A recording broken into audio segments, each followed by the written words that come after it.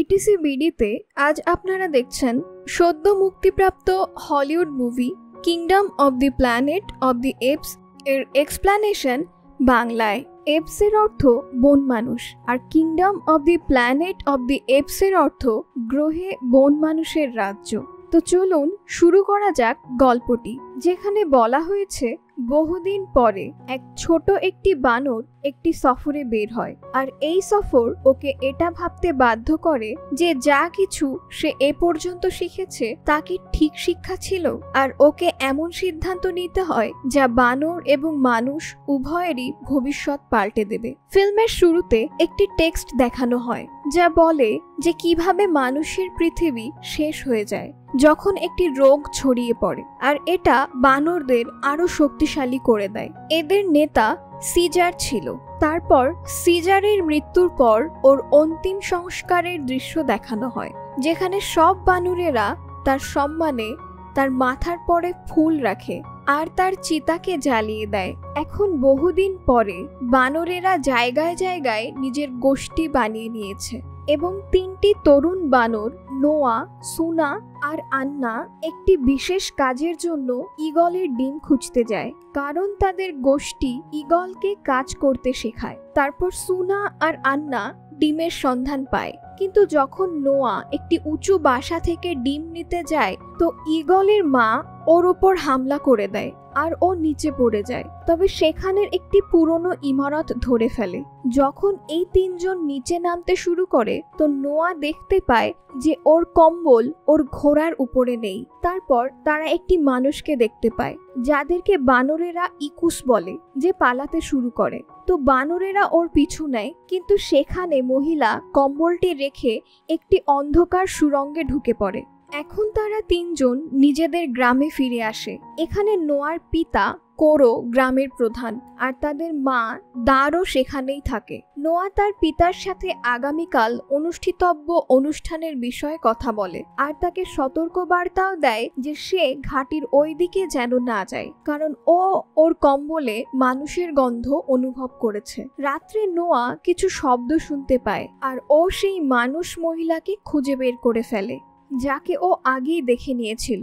তারপর সেই মহিলা ওকে ধাক্কা মারে আর ওর ব্যাগে রাখা ডিম ভেঙে দেয়, যা দিয়ে সুনা আর আন্না নোয়ার সাথে তাদের অনুষ্ঠানটি করতে প্রস্তুত হয়েছিল, কিন্তু নোয়া তাদের থামায় আর দ্বিতীয় ডিমটি খোঁজার জন্য বেরিয়ে পড়ে। এরপর ওখানে একটি মৃত বানরকে আর নিজের গোষ্ঠীর একটি বানরকেও দেখতে পায়, যেটা ওকে সতর্ক করতে এসেছিল যে ওর পিঠের পরে কেউ চাবুক মেরেছিল, যার জন্য নোয়া লুকিয়ে পড়ে, কারণ কিছু মুখোশ পরা বানর সেখানে আসে। তারপর ওগুলো নোয়ার ঘোড়াটিকে খোঁজে আর ওকে থাপ্পড় মারে, যাতে করে ঘোড়াটা দৌড় দেয় আর এদের গ্রাম পর্যন্ত নিয়ে যায়। নোয়া তার গ্রামে ফেরত আসে আর দেখে যে গ্রামে আগুন লেগেছে আর কিছু মুখোশ পরা বানর গ্রামের বানরগুলোকে এক জায়গা করছে আর সিজারের নাম ডেকে চিৎকার করছে। ওই বানরগুলো ওর মা দার, বন্ধু সুনা আর আন্নাকেও ধরে নিয়েছে। তারপর নোয়া তার পিতা কোরোর কাছে যাওয়ার চেষ্টা করে, কিন্তু একটি গরিলা যার নাম সিলভা ওকে খুঁজে বের করে, যার কারণে কোরোর ঈগলটি উড়ে যায় আর নোয়া নিজের পিতাকে সিলভার থেকে বাঁচানোর চেষ্টা করে। তবে সিলভা ওদের দুজনের ওপর ভারী হয়ে উঠছিল, দুজনকেই আক্রমণ করে আর ও নোয়াকে একটি টাওয়ার থেকে নিচে ফেলে দেয় আর কোরোকে মেরে ফেলে। পরের দিন সকালে নোয়া তার ঘরের ধ্বংসাবশেষের মধ্যে একদম একা ছিল।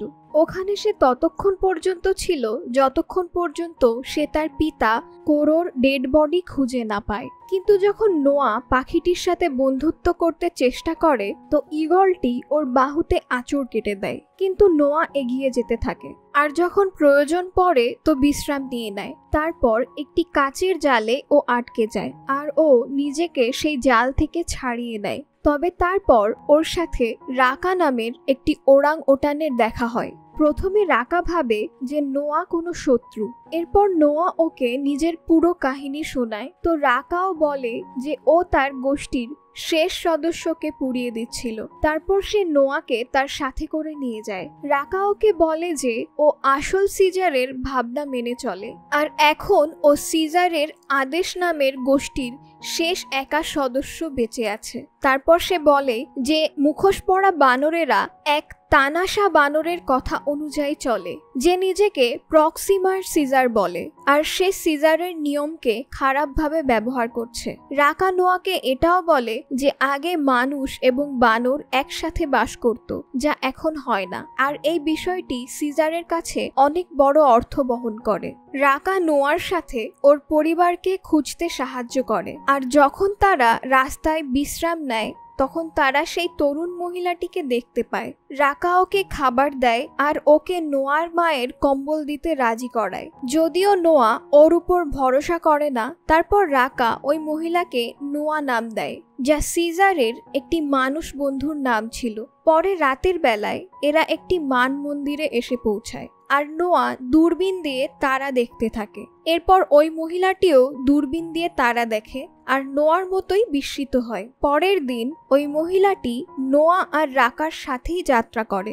যখন তারা একটি ঝিলের কাছে জেব্রাদের পানি পান করতে দেখে, তখন সেখানে কিছু মানুষ আসে, আর এরাও পানি পান করতে আর গোসল করতে শুরু করে। তারপর হঠাৎ সেখানে প্রক্সিমার্সদের বানরেরা চলে আসে আর মানুষদেরকে ধরতে শুরু করে, যার কারণে ওই মহিলাটি ঘাসের ভিতর লুকিয়ে পড়ে। তো রাকা ওকে রক্ষা করার চেষ্টা করে, কিন্তু সিলভা ওকে খুঁজতে থাকে, আর নোয়াও ঘোড়ায় চড়ে ওদের খুঁজতে যায়। কিন্তু মহিলাটি নোয়াকে চিৎকার করে ডাকতে থাকে, তো নোয়া ওকে বাঁচিয়ে নেয়। তারপর রাকার সাহায্যে খারাপ বানরদের থেকে বেঁচে ঝিলের কিনারাতে আসে। তারপর মহিলাটি বলে যে ওর নাম মেয়ে, আর ও নোয়াকে বলে যে একটি বানর ওর পরিবারকে একটি বাংকারে নিয়ে গেছে আর ওরা অন্য মানুষদের খুঁজছে।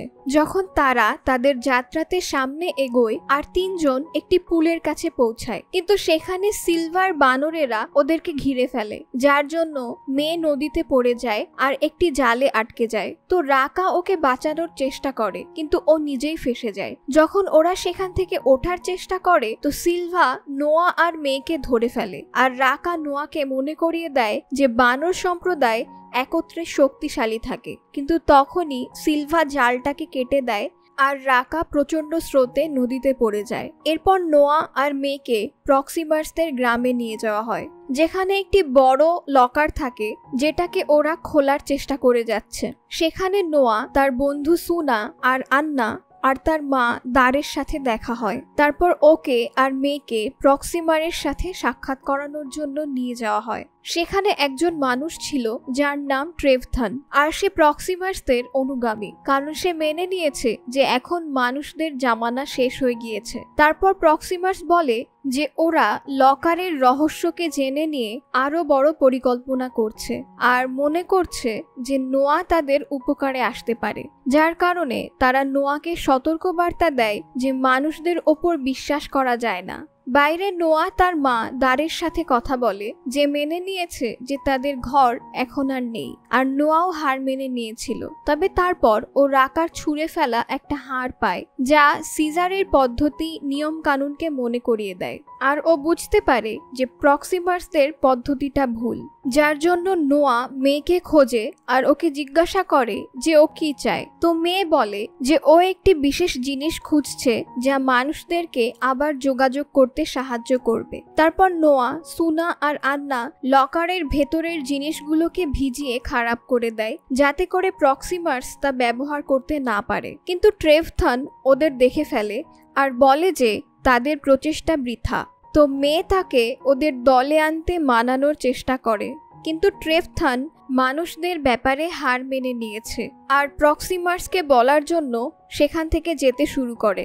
এজন্য মেয়ে ওকে মেরে ফেলে আর বানরদের ওর বডিটাকে পানিতে ফেলে দিতে বলে। এরপর এরা বাঁধে বোম লাগিয়ে দেয় আর মেয়ের বলা একটি গুপ্ত রাস্তা দিয়ে ভিতরে যেতে শুরু করে। ভিতরে গিয়ে বানরেরা কিছু ছবিওয়ালা বই দেখে, যাতে চিড়িয়াখানাতে বানরদেরকে দেখানো হয়েছে, আর মেয়ে একটি ডিকোডিং উপকরণ পায়, যেটা লকারের ভিতরে ছিল।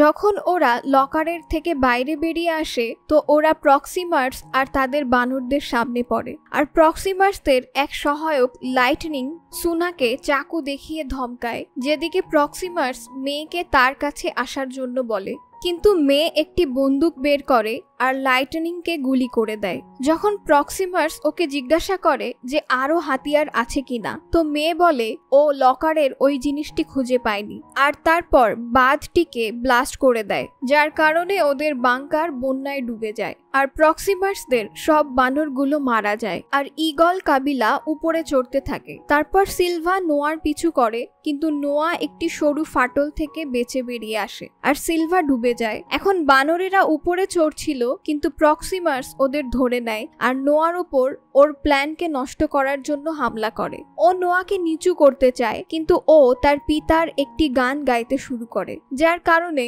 অন্য সব বানরেরা তার সাথে মিলে যায় আর ঈগলেরা প্রক্সিমাসের ওপর আক্রমণ করে দেয়। ওগুলো প্রক্সিমাসকে ঠোকর আর আঁচড় কাটে। তারপর দাঁড় তার ঈগলগুলো দিয়ে প্রক্সিমাসকে খাদে ফেলে দেয়। এরপর বানরদেরকে তাদের বাসায় নিয়ে যায় আর এরা নিজেদের ঘরকে আবারও নির্মাণ করতে শুরু করে। মে ওদেরকে বিদায় জানাতে আসে, তো নোয়া ওকে বলে যে ও মানে যে মানুষ যে কারো সাহায্য করার জন্য যে কোনো কিছুই করতে পারে। তারপর মে বলে যে ও মানুষদেরকে ওদের গ্রহে ফিরিয়ে আনতে চায়, কিন্তু নোয়া প্রশ্ন করে যে এতে বানরদের কি হবে। তখন মে একটি মানুষের বস্তিতে পৌঁছায়। সেখানে ওর সাক্ষাৎ হয় করিনা নামের একটি মহিলার সাথে। মে ওকে একটি বিশেষ চাবি দেয়, যেটা করিনা তার টিমের কাছে নিয়ে যায়, আর তারা এটাকে স্যাটেলাইট নেটওয়ার্ককে চালু করতে ব্যবহার করে থাকে, যাতে তারা অন্য সব বেঁচে যাওয়া মানুষদের সাথে যোগাযোগ করতে পারে। এখানে নোয়া সুনাকে একটি জ্যোতির্বিদ্যা পর্যবেক্ষণ কেন্দ্রে নিয়ে যায়, যেখান থেকে ওরা দূরবীন দিয়ে তারা দেখে। আর এই কাহিনীর দি এন্ড হয় এখানেই। বানরদের এমন বুদ্ধিদীপ্তমান চিত্রায়নটি সবার ভালো লাগারই বিষয়। এজন্য এই সিনেমাটি আপনাদের ভালো লাগবে, আর আপনাদের একটি লাইক, একটি কমেন্ট আর একটি সাবস্ক্রিপশন আমাদেরকে প্রচুর অনুপ্রেরণা যোগায় এগিয়ে যেতে। সকলে ভালো থাকবেন। ধন্যবাদ।